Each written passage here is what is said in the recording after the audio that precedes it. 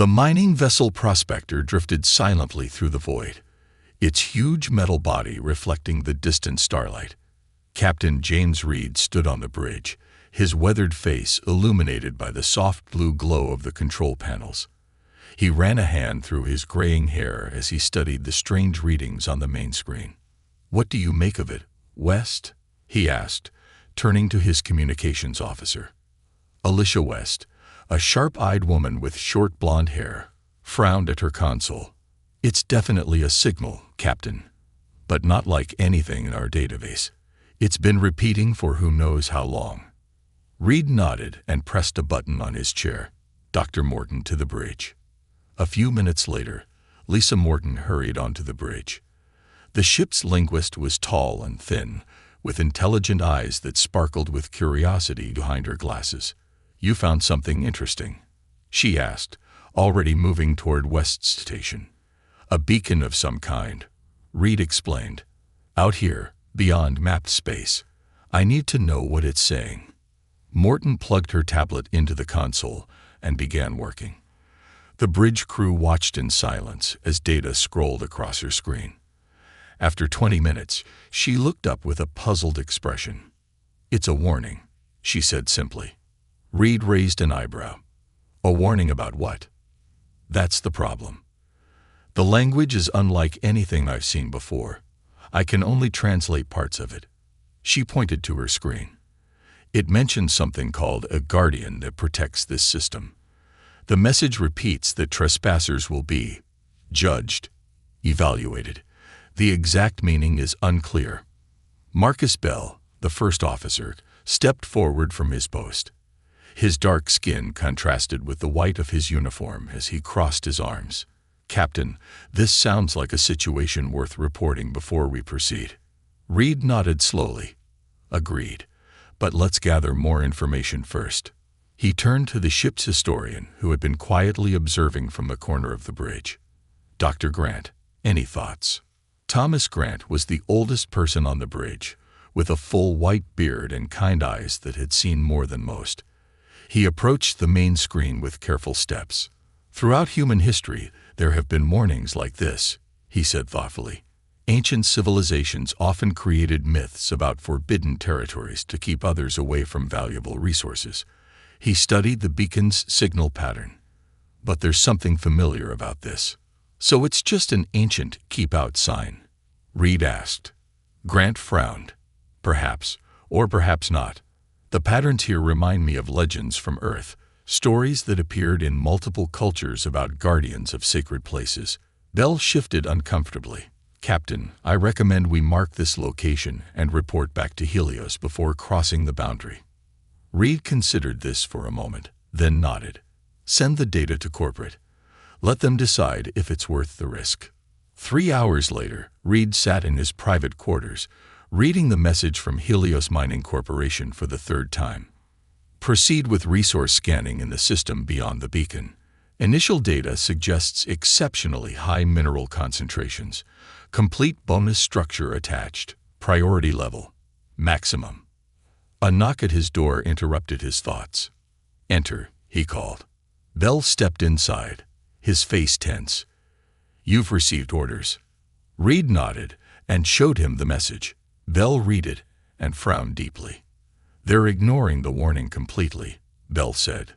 "No caution at all." "The potential payoff is enormous," Reed replied, pointing to the bonus figures. "Enough to set the entire crew up for life." "If we live to spend it," Bell muttered.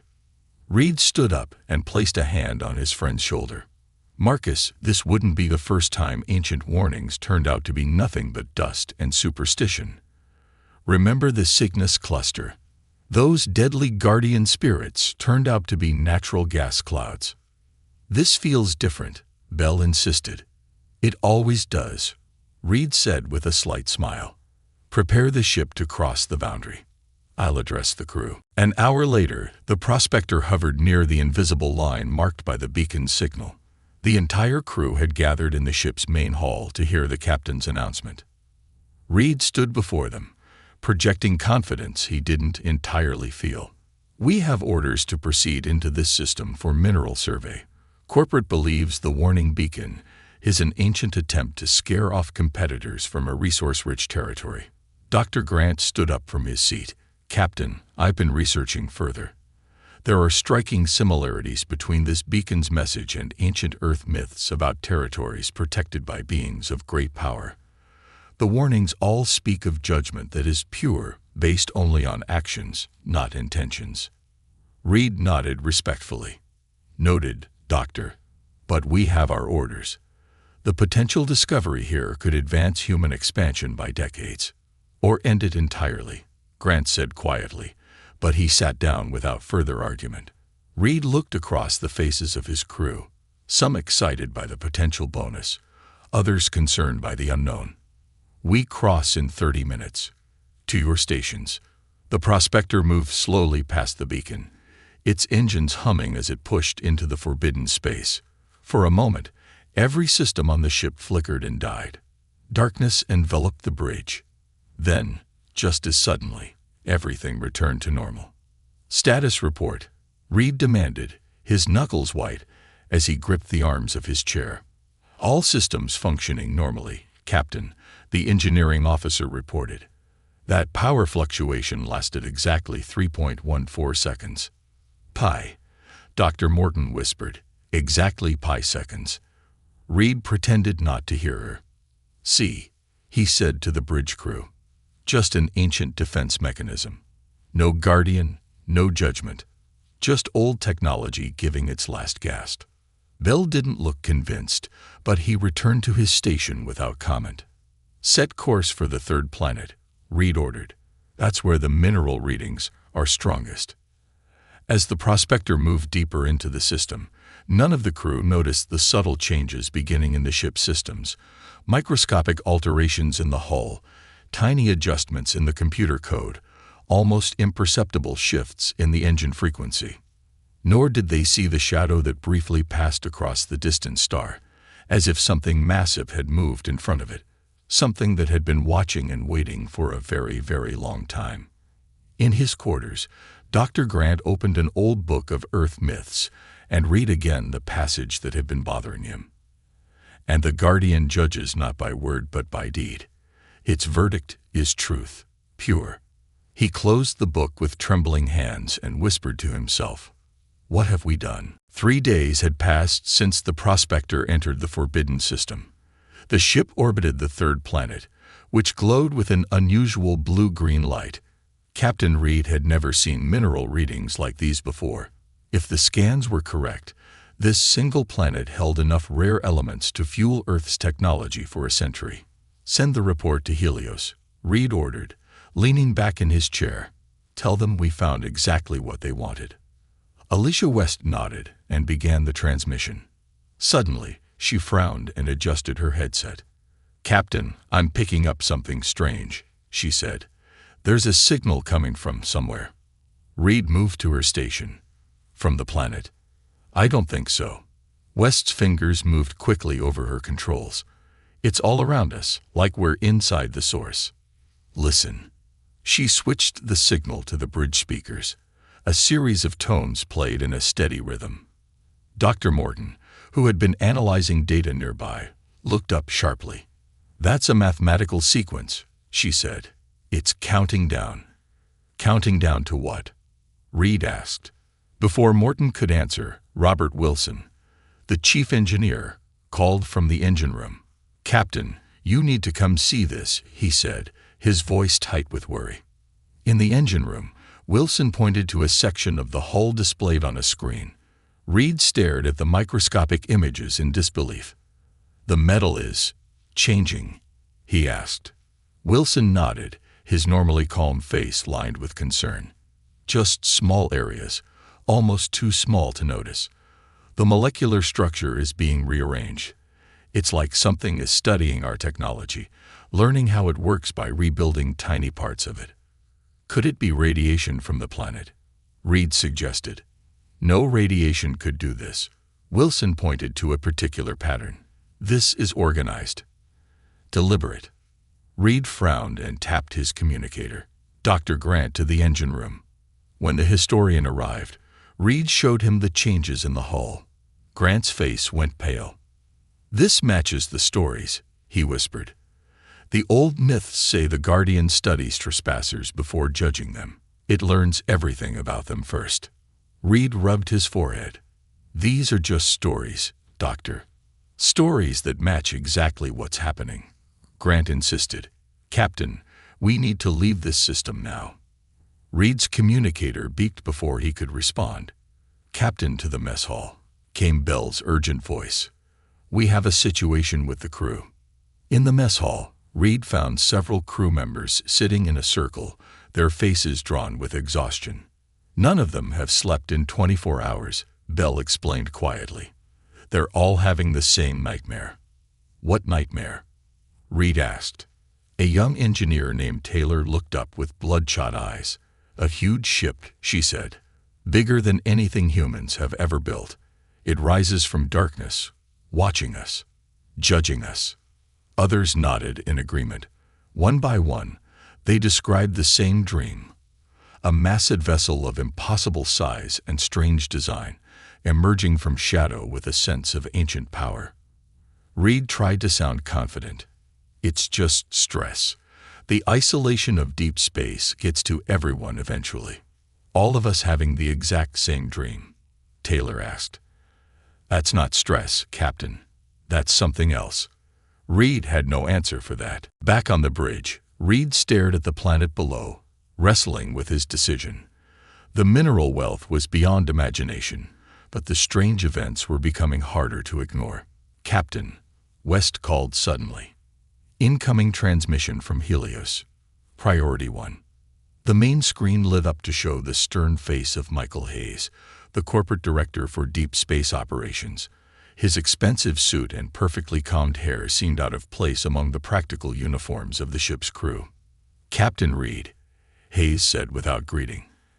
"Excellent work locating those mineral deposits. I'm on my way to your position now." Reed blinked in surprise. "You're coming here personally?" "The potential value of this discovery warrants executive oversight," Hayes replied with a thin smile. "My transport will arrive in 12 hours. Prepare for my arrival." The screen went dark. Bell moved to Reed's side. "They're sending a director out here." "That never happens." "The deposits must be even more valuable than we thought," Reed said, but a knot of worry tightened in his stomach. That night, after most of the crew had retired to their quarters, Reed sat alone on the bridge, reviewing the day's reports. Dr. Grant's warnings echoed in his mind, along with the crew's shared nightmare. Suddenly, every light and system on the ship shut down simultaneously. Complete darkness enveloped the bridge. Reed sat perfectly still, his heart pounding in his ears. After exactly 3 minutes and 14 seconds, pi again, all systems reactivated at once. But something had changed. On every screen throughout the ship, a single message appeared. "Final warning." Reed stared at the words, a chill running down his spine. He pressed the ship-wide communication button. "This is the captain. All senior officers to the bridge immediately." Within minutes, the bridge filled with anxious faces. Bell, Morton, Grant, Wilson, and West all arrived together, followed by others. No one spoke as Reed pointed to the message still displayed on every screen. "It's communicating directly now," Grant said, his voice barely above a whisper. "The Guardian has finished its study of us." "We don't know that," Reed insisted. "This could be a malfunction, or—" He was interrupted by a call from the landing bay. "Captain, Director Hayes' transport has arrived ahead of schedule. He's requesting immediate permission to board." Reed looked at his officers, seeing his own concern reflected in their faces. "Grant him access," he said finally.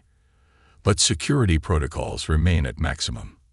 As the crew prepared for Hayes' arrival, no one noticed that the ominous message had disappeared from all screens, replaced by normal operations, as if nothing had happened.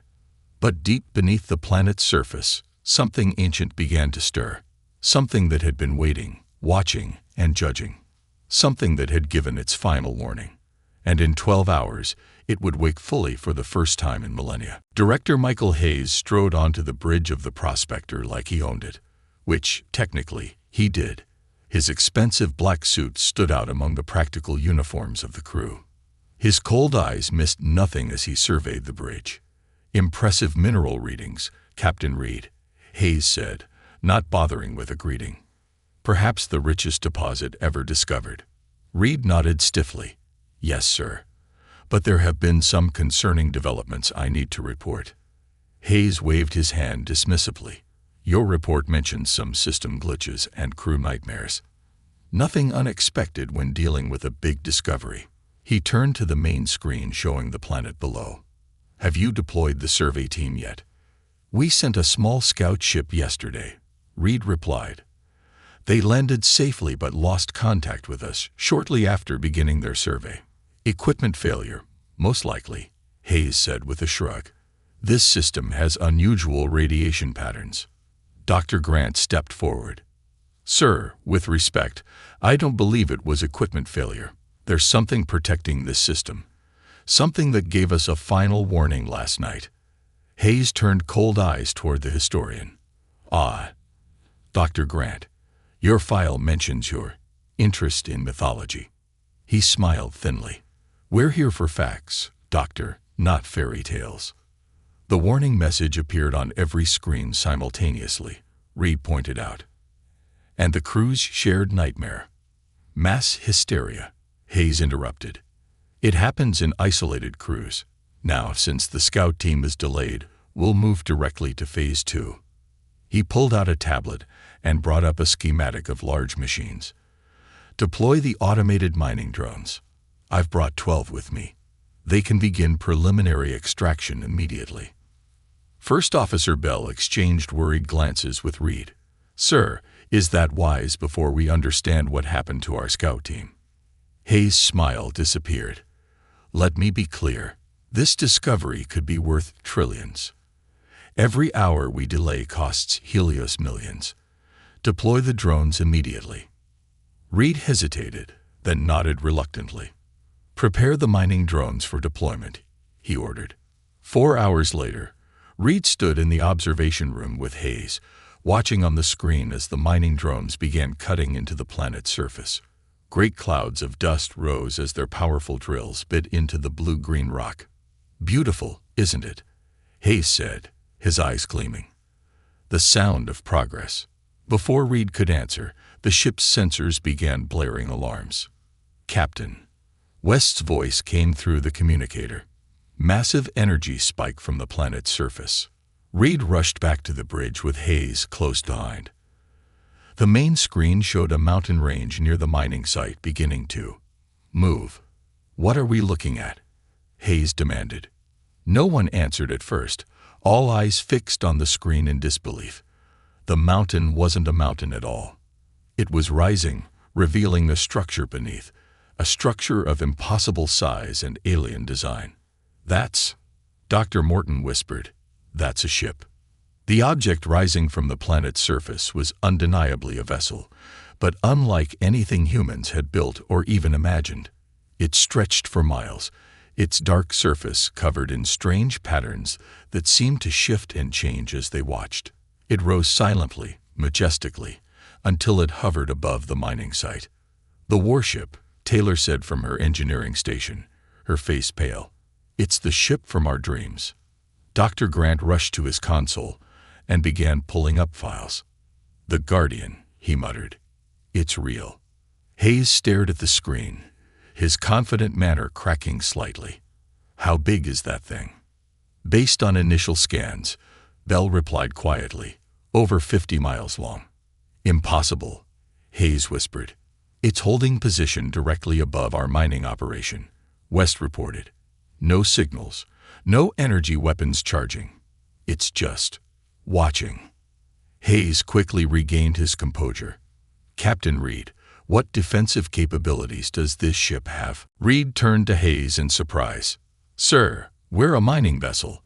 We have point defense systems for asteroids, but nothing that could possibly affect something of that size." "We need to prepare for hostile action," Hayes insisted. "That thing could attack at any moment. Or it might be responding to our mining operation," Dr. Grant suggested. We are the intruders here, after all. Hayes ignored him. Is there any weaponry on board that could be modified for self-defense? Reed hesitated. The mining drones have explosive charges for breaking up large deposits, but I strongly advise against any aggressive action. Your concern is noted, Hayes said coldly. But Helios protocol is clear. We must demonstrate strength when confronted. He turned to West. Officer, open a ship-wide channel. With Reed's reluctant nod, West complied. Attention all personnel, Hayes announced. I am assuming direct command under Helios emergency protocols. Prepare mining drones 7 through 12 for defensive deployment. In the archives room, Dr. Grant worked frantically, connecting his findings to the massive ship now hovering above the planet. The same pattern, he muttered to himself, comparing ancient Earth drawings with the ship's design. Guardian vessels in 12 different Earth mythologies, all describing judgment that is pure. His screen suddenly filled with a new translation of the original warning beacon, completed by Dr. Morton's language programs. Grant read it with growing horror. The Guardian judges not by intent, but by action alone. Its verdict is truth, pure. Those who heed the warning may pass in peace. Those who take what is not theirs face judgment. Grant grabbed his communicator. Captain Reed. I need to speak with you immediately. On the bridge, Reed received Grant's message just as Hayes finished directing the weapons team to arm the mining drones with explosives. Sir, Reed said urgently, Dr. Grant has new information about. Launch the drones, Hayes ordered, ignoring Reed completely. Reed watched in dismay as 6 mining drones, now converted to makeshift missiles, shot toward the massive warship. They looked tiny against its enormous bulk, like insects attacking an elephant. The drones never reached their target. About halfway to the warship, they simply disappeared. No explosion, no debris, no impact. They vanished as if they had never existed. Silence fell over the bridge. What just happened? Hayes demanded. Before anyone could answer, every crew member suddenly clutched their heads as images flooded their minds. Visions of planets stripped bare, dying worlds, extinct species, and civilizations that had collapsed after depleting their resources. They saw dozens of alien ships like their own, coming to mine and take, ignoring warnings, until nothing remained but dust. They were seeing the fates of those who had come before them. Those who had ignored the warnings. Those who had been judged. The visions faded, leaving the bridge crew of the Prospector shaken and silent. Captain Reed gripped his chair to steady himself, the images of devastated worlds still fresh in his mind. What was that? Hayes demanded, his face pale. He alone seemed more angry than frightened. Some kind of psychological attack. Dr. Grant entered the bridge, his tablet clutched tightly in his hand. Not an attack, he said firmly. A warning, or rather, evidence. The Guardian is showing us what happened to others who ignored the warnings. Hayes turned on the historian. Your superstitions aren't helpful, Doctor. It's not superstition, Dr. Morton interrupted, stepping forward. I've completed the full translation of the beacon message. She looked at Reed. Captain, it says, this system stands as testament to balance. The Guardian judges not by word but by deed. Its verdict is truth, pure. Reed stared at the massive warship hovering silently on the main screen. It judged our actions, not our words. And we failed that judgment, Bell added quietly. Hayes slammed his fist on a nearby console. This is ridiculous. We have a right to these resources. That thing can't just. His words cut off as the warship finally moved. Its massive form shifted position, descending slowly toward the planet's surface at a different location from the mining site. The bridge crew watched in tense silence. What is it doing? Reed whispered. The answer came moments later. A beam of blue-white light shot from the warship to the planet below. Where it touched, the surface split open in a perfectly straight line, cutting a mile-deep gash in the planet's crust. It's attacking the planet, Hayes asked, confused. "No," Wilson said from the engineering station, studying the sensor readings. "It's revealing something." The ship's cameras zoomed in on the gash. Within the deep cut, complex structures became visible. Technology unlike anything humans had seen before, built into the very bedrock of the planet. "That planet isn't just a ball of valuable minerals," Dr. Grant said in awe. "It's a machine. A vast planetary-scale machine." Dr. Morton's eyes widened as she studied the images. "It's some kind of ecosystem management system. Look at the energy patterns. It's regulating the planet's climate, maintaining balance." The Guardian wasn't protecting mineral wealth, Reed realized. It was protecting a planetary restoration system. Hayes stared at the screen, his expression calculating rather than awed. This technology must be worth even more than the minerals. If we could study it, reverse engineer it. "You still don't understand," Reed cut in, his patience finally gone. "This isn't about what we can take. This is about what we've done." Before Hayes could respond, the ship's computer chimed. "Incoming transmission," West announced, surprised. It's coming from the warship." "Put it through," Reed ordered. The main screen flickered, but instead of showing an alien face or written message, it displayed a series of images. The prospector arriving in the system, the scout ship landing, the mining drones beginning their work. Each action was paired with an evaluation symbol, not in any human language, but somehow perfectly understandable to everyone watching. "The mining operation received the most severe negative judgment. It's showing us our actions as it sees them," Morton explained, "judging us by what we did, not what we said or intended." The final image showed two possible futures. In one, the prospector departed the system and never returned.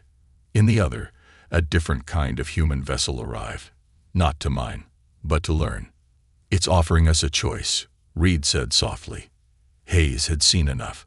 While everyone's attention was fixed on the screen, he backed quietly toward the exit.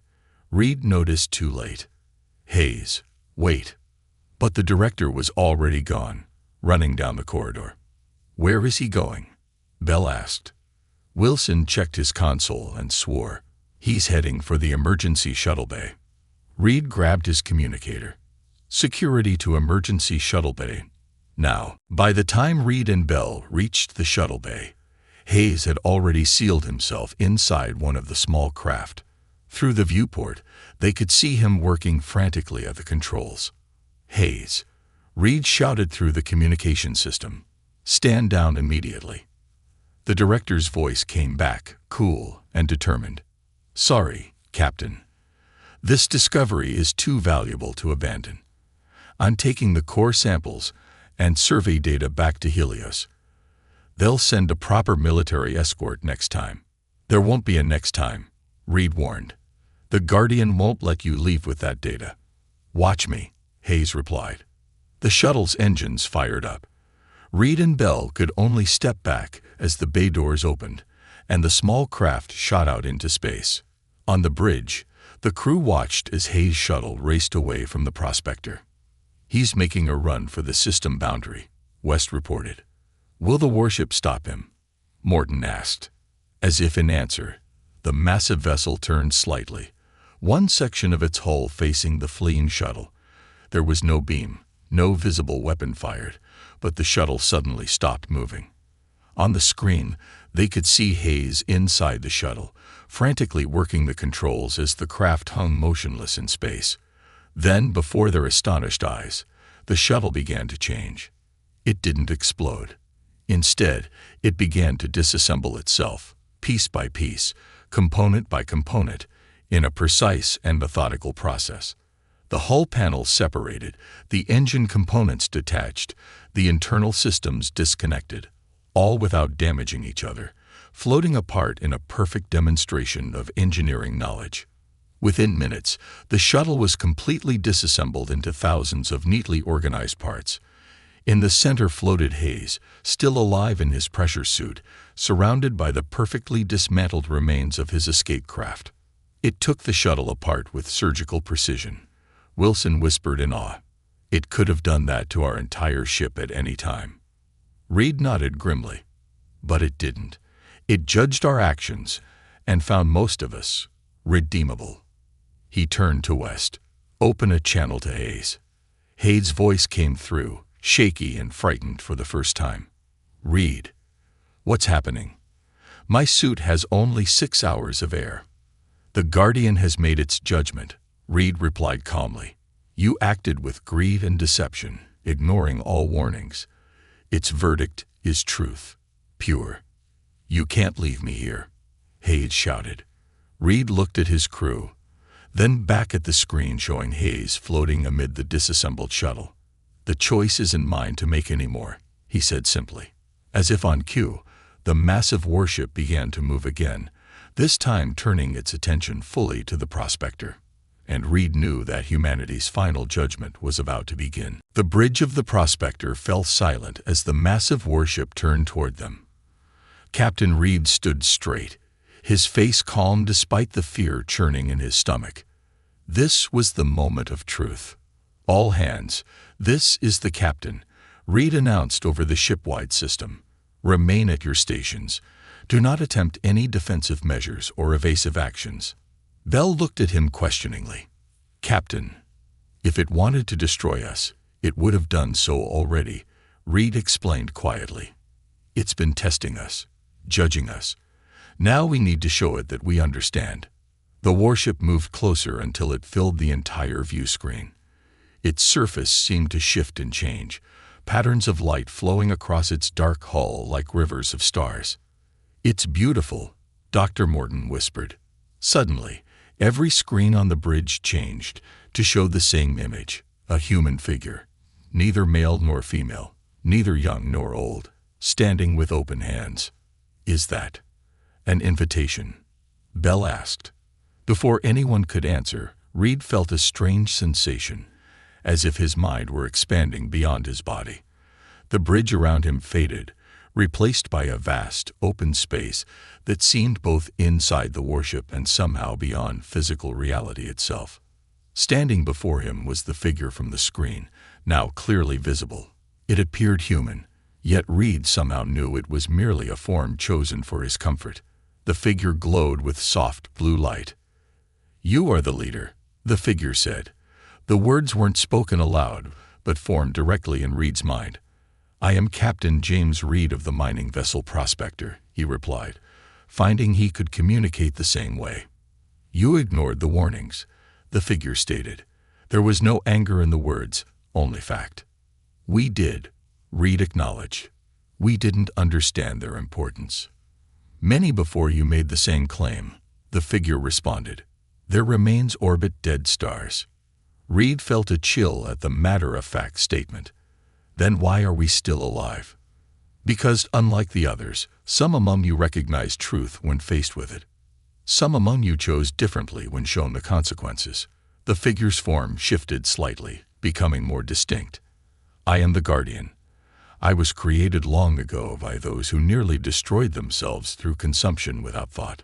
Around them, the space filled with images of an ancient alien civilization, beings of light and energy who had once been physical creatures. Reed saw their history unfold, how they had consumed world after world until their greed nearly led to their extinction, how they had finally learned to exist in harmony with their environments, and how they had created the Guardians to protect developing species from following the same destructive path. The system you entered is not a resource to be consumed, the Guardian continued. It is a seed bank, a restoration center, a place where damaged ecosystems throughout this sector can be renewed and rebalanced. Reed saw the truth of it now. The planet wasn't just valuable for its minerals. It was part of a vast network of worlds maintained by technology beyond human understanding, preserving countless species and environments. We didn't know, Reed said simply.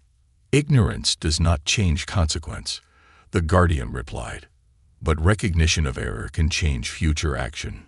The space around them shifted again, and Reed saw two clear visions of the future. In one, humanity continued its path of consumption, mining world after world, until nothing remained but dead rocks orbiting dying stars. In the other, humans learned from the Guardian's creators, developing technology that existed in harmony with natural systems rather than depleting them. Humanity stands at a crossroads, the Guardian stated. You must choose. Reed considered carefully before answering. The choice seems clear, but I cannot speak for all humanity. Yet your actions will shape their path, the Guardian replied.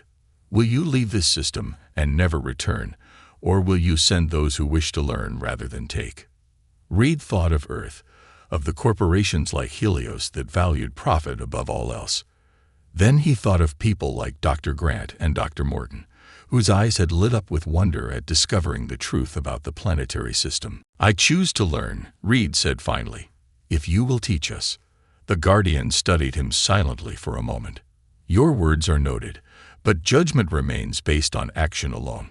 You may send a learning vessel when the next stellar cycle begins. No weapons, no mining equipment. If these terms are broken, judgment will be swift and final. And Director Hayes? Reed asked, remembering the man floating alone among the disassembled shuttle parts. His judgment is sealed by his own actions, the Guardian answered, but his life will be preserved. He will be returned to your ship as a reminder of the consequences of deception. The space around them began to fade. Remember, Captain Reed, the Guardian's voice echoed as the vision dissolved. Our judgment is truth, pure. We see only what you do, not what you claim to believe. Reed blinked and found himself back on the bridge of the Prospector. Only seconds had passed, though it had felt like hours. Captain.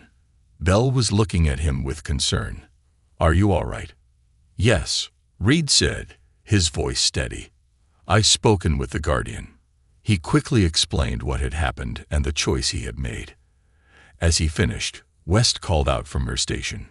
Captain, I'm picking up a signal from Hayes' suit. It's moving. Back toward us. On the screen, they could see Hayes' pressure-suited figure being gently pushed through space toward the Prospector, guided by an invisible force. Prepare to retrieve the Director, Reed ordered, and set course to leave this system. He turned to Dr. Grant and Dr. Morton. I need you two to prepare a full report of everything we've learned here. Not for Helios, but for the Scientific Council on Earth. They won't believe us, Morton said. Not without proof. Reed smiled slightly. We have proof. He nodded toward Hayes, who was now visible through the observation window as the retrieval team guided him into the airlock. And I think the Director will be very cooperative in confirming our story. 1 month later, Reed stood before the Earth Science Council, finishing his testimony. The room was silent as the assembled scientists and officials absorbed his story. And so, Reed concluded, the Guardian offered humanity a choice: continue down our current path of consumption or learn a better way. He gestured to where Hayes sat, subdued and humbled by his experience. Director Hayes can confirm everything I've told you. Hayes nodded slowly. It's all true. The Guardian's judgment was perfect, pure. An older council member leaned forward. You're suggesting we abandon all mineral rights to potentially the richest system ever discovered. I'm suggesting we gain something far more valuable, Reed replied. Knowledge of how to live in balance. Technology that enhances rather than depletes. Dr. Grant stepped forward, displaying images of the planetary system they had discovered. The Guardians protect these systems not to hoard resources, but to preserve life itself. If we respect their terms, they will share knowledge that could transform our civilization. The council chamber erupted in debate, but Reed knew already what the decision would be. Humanity's greed was strong, but its curiosity and will to survive were stronger. 6 months later, Reed watched from the observation deck as the research vessel Horizon prepared to depart for the Guardian system. No weapons, no mining equipment, just scientists and explorers ready to learn. Dr. Morton, now the mission's lead linguist, joined him at the window. Do you think they'll accept us? She asked. Reed smiled, remembering the Guardian's final words to him. Their judgment is pure. They'll see our actions for what they are. As the horizon moved away from Earth, Reed thought about the long journey ahead for humanity. They had ignored the warnings once, but now they had a second chance. A chance to prove they could be more than just takers. A chance to show that humans, too, could learn the truth about balance.